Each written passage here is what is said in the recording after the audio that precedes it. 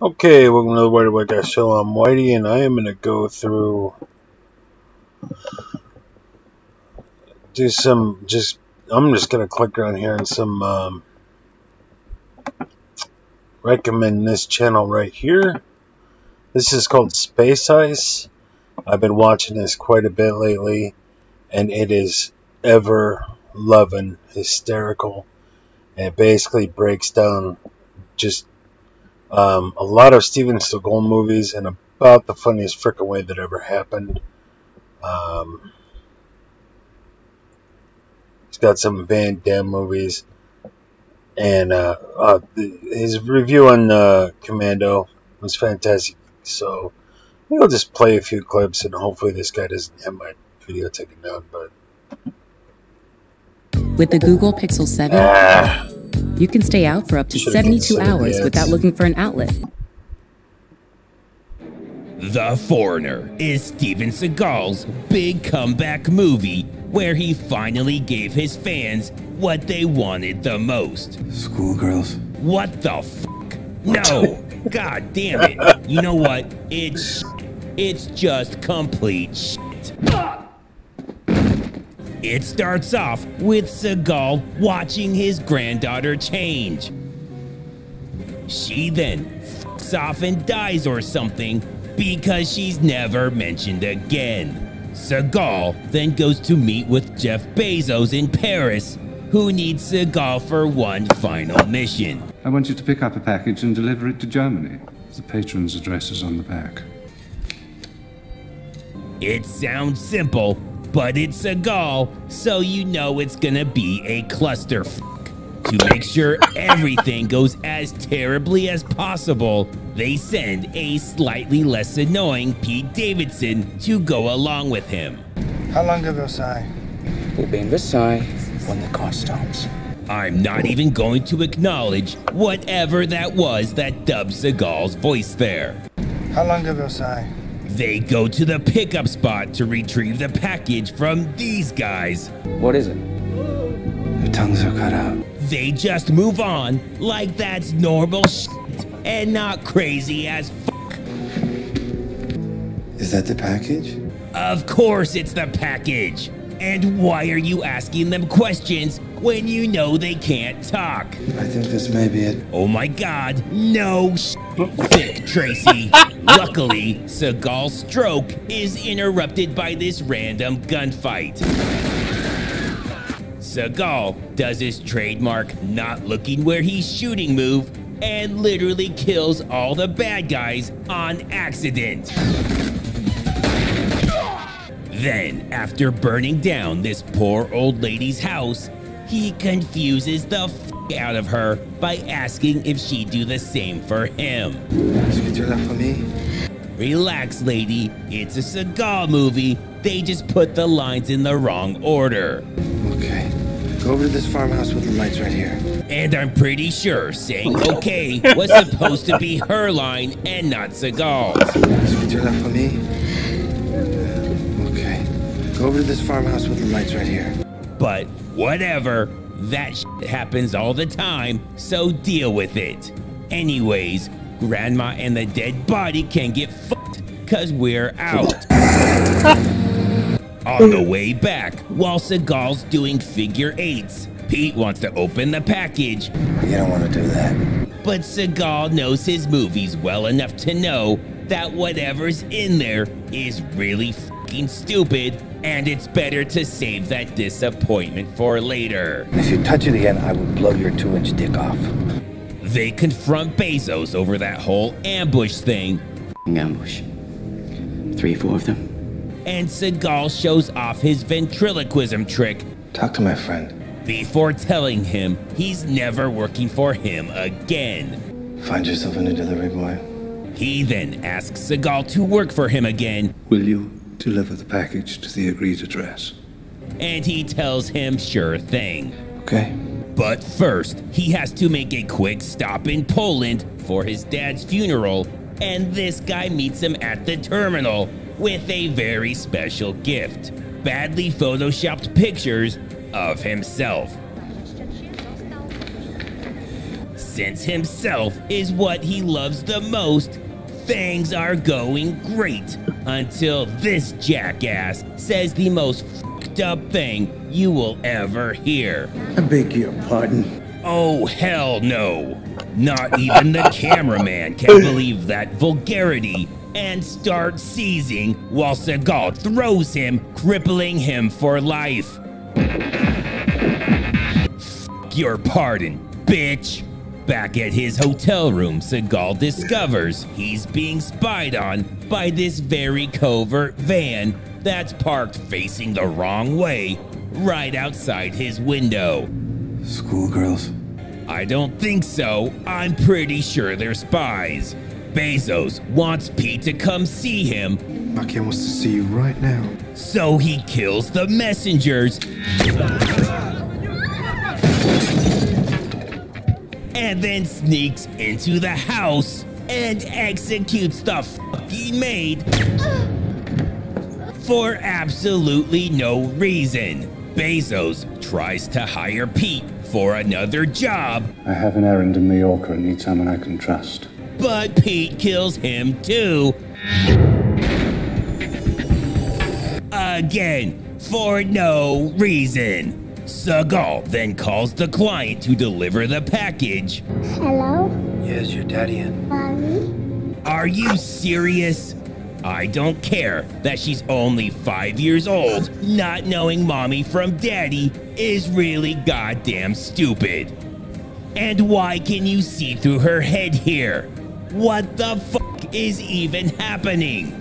Now, the guy who gave Seagal those stupid pictures hires Shaft to kill Seagal. I want you to eliminate Mr. Cold. For reasons that are never made clear. We then see what Seagal's up to, and this movie just took a very dark turn. Schoolgirls. Hey Jimmy, grab me a beer. I hate commercials. Anyways, the client's wife wants to pick up the package, so Seagal sends his body double instead. Thank you again for meeting me, Mr. Weber. And you can't even tell. It turns out the package was fake too, and the real Seagal is back at his hotel, waddling through the room as slowly as humanly possible when this guy magically appears right behind him. He then seems to think he's in fucking Snatch or something. Feel that sharp pain in the back of your neck. Instead of a Seagal movie, You seem to have taken an active interest in my employer. where emotion and personality are frowned upon. What I am or am not is inconsequential to this moment. Seagal agrees to take him to the real package Deception begets deception, Mr. Weber. if he'll just stop overacting. Lovely. They head to the bus station, and after some supersonic waddling, they retrieve the package. Since he's a gentleman first, he accompanies Seagal to the bathroom, which is sweet, but he really needs to bring it down a notch. Easy. Easy. What the hell does easy mean when it comes to pissing? In a crazy twist, the second package was also fake and a fucking bomb, and Seagal shows his cat-like agility as he flies through a window that he really shouldn't be able to fit through. And holy that is a massive explosion. All it had to do was kill whoever opened it. But now the entire bus station is dead. Shaft also just happens to stay at the exact same hotel as Seagal and does the very clever thing of checking in under Seagal's name. Mr. Colt. And would you prefer 2 single beds or 1 double? 1 double should be plenty, dear. If you're wondering how that's supposed to work, it doesn't, and it's really fucking stupid. Now, Seagal decides to break into the client's home, but it's fully gated, with monitored surveillance and crawling with security guards armed with rifles. So he shows off his incredible spy skills by having his body double climb over a waist-high gate that is completely unguarded.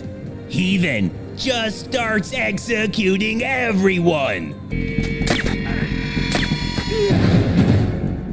Remember, these are all innocent people who are just protecting a family.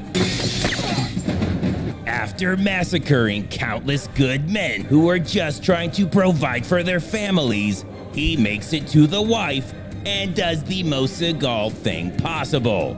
Spies on her while she takes a bath. Do you know who I am? He then explains to her what's going on. But I was hired to deliver the package to your husband, not you. First, you could have said that in the first place and saved numerous lives. Second, that's complete bullshit. He was only given an address. Patron's address is on the back. Never a f***ing name.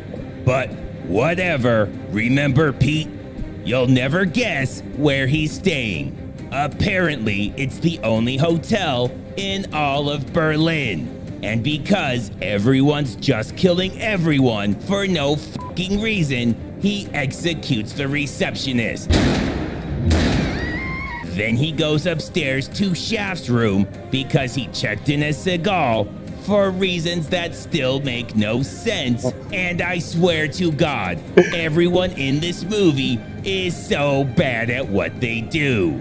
This guy didn't even rack a round until the guy trying to kill him has two guns pointed at him and even stops to quote Dirty Harry. Feeling lucky? This guy just stands there through all of that instead of pulling either of the triggers. And this dumb bitch gave him a single bed when he clearly asked for a double.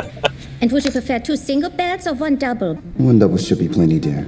So, Pete gets shot 3 times with a shotgun, then falls head first from the 2nd story. We've definitely seen the last of him. Now, Shaft is looking for Seagal's Mercedes. Silver Mercedes, FB5288. That has never been seen or mentioned until right now. And since the writing in this movie is f***ing garbage, it drives by at that exact moment. But surprise, it's not Seagal, it's someone who dresses exactly like him and who we traded cars with earlier. We traded cars. In Seagal's mind, trading your car for a complete stranger's rental is a totally normal thing to do. Since this isn't the guy he's looking for, he, of course, fucking kills him. Which I completely agree with. Finally, the police show up to arrest all of them so the mass murders can finally stop. Just kidding, they're completely fucking worthless. All of the evidence is here, except no body. I know where you could find a body. In the fucking reception of the fucking hotel. That's right in front of you. Nothing ever comes of this, and we never see or hear about the police again. Now, Seagal opens the real package, and it's a shitty newspaper where the headline is about a plane crash, but the story itself is 2 repeating paragraphs about the royal family. I swear to God, those fucking Brits will find any excuse to talk about that stupid family. The rest of the world doesn't give a shit. There's also some keys and an airplane black box, but I'm pretty sure what they're after is that stupid newspaper. Or maybe this disc with silly putty on it. Better save that for later. So the movie's putting in as much effort as Seagal now, and Shaft is just suddenly holding Seagal at gunpoint. No setup, No context. 1 second, Seagal's on the phone, and now we're here. The movie also forgets that we just fucking did this, and Seagal's going to lead someone to the real package.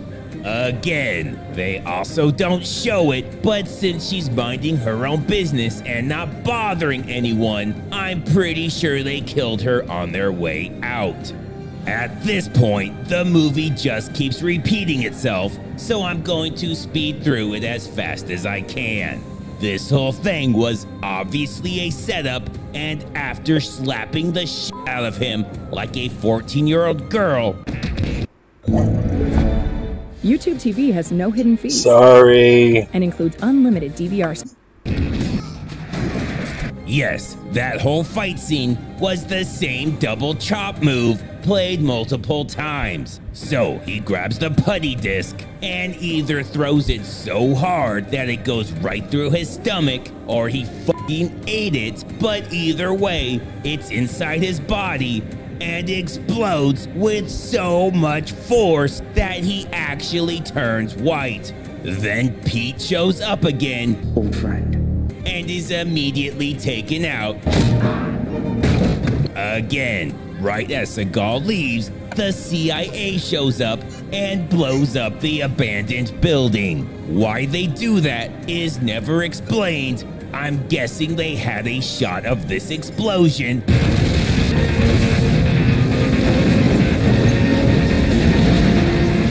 and couldn't figure out how to work it in. Now we get to find out why the package is so important. I know what they did, and I know why they did it. Her husband and picture guy were up to some shady shit. She had an affair with this guy who was on his way to expose it, but they blew up his plane before he could. The package is a part of that evidence, along with the keys to all sorts of incriminating documents. It's really impressive how he was able to put together those newspaper clippings and black box of a plane crash that he died in. I said I'm speeding through this, so let's just move on. In the middle of all of this, he makes time to go to Poland again to have dinner with his brother. But they spot the CIA, and with the walls closing in on them, they do some Jason Bourne shit by just getting up and walking out. They lost them. Now we find out the real reason he was released from Soviet prison. You tried to negotiate your way out by giving up Dad's name to the f***ing KGB? If you're confused, that's because literally none of this has ever been mentioned at any point. He's playing you to get to me. Then you tell me what happened. He never actually answers, and I'm moving on. Seagal confronts Picture Guy, and even though he kills him,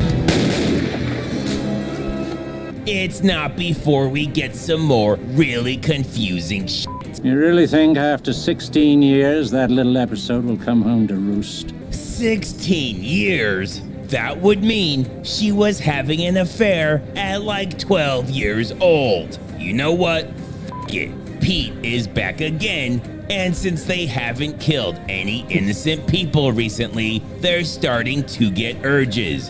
What are you gonna do? Pull the trigger? So they decide to team up. There's an army of them in there. It's impossible to get in alone. Remember that part of the gate that was really easy to climb over and led to the deaths of the entire staff? Well, there's still nobody guarding it, and they hop right over. Now they're in position, but Pete doesn't want to take the shots, probably because this stupid rope is blocking the fucking scope. But Seagal doesn't look where he's shooting anyways, so he was born for this. He takes out all the guards with no problem, and even has time to retie the rope between shots. When they're done fulfilling their bloodlust, they go inside, and in a shocking twist, Don't fucking swallow me, sir. So Seagal's voice double says some stupid shit. That wasn't very nice, but then again, one good turn deserves another. And shoots him right in the Kevlar vest, and I'm sure we won't see him again. We finally meet the husband, who actually wants to see Seagal. It's a pleasure to meet you, finally. Which means all he had to do was ring the fucking bell. But then again, this guy and whatever the kind of mustache that is. Something as terrible as that. He says his wife is a liar. She is a deeply troubled woman. But we all stopped caring a long time ago and just want this to end. Then, in a shocking twist, Pete's back and kills the husband. The wife found the documents that will expose her husband and picture guy, but they're both fucking dead, so why is this still happening? The only thing that makes sense is Seagal wanted to show everyone how he can shoot a shotgun without even touching the trigger. That makes him so happy, he actually starts to frolic. And the final fuck you of this movie is Pete is back again. It was the least I could do. They fight, and I have no idea what's even happening before Seagal gives him a judo chop. And the scene just ends. The wife left him a note, but you know what? I don't fucking care. The movie's over. Go fuck yourself. So yeah, that's the show. Check out this channel, SpaceIce's, get a chance. It's really funny stuff. There's a bunch of these. See you in the next video. Cheers.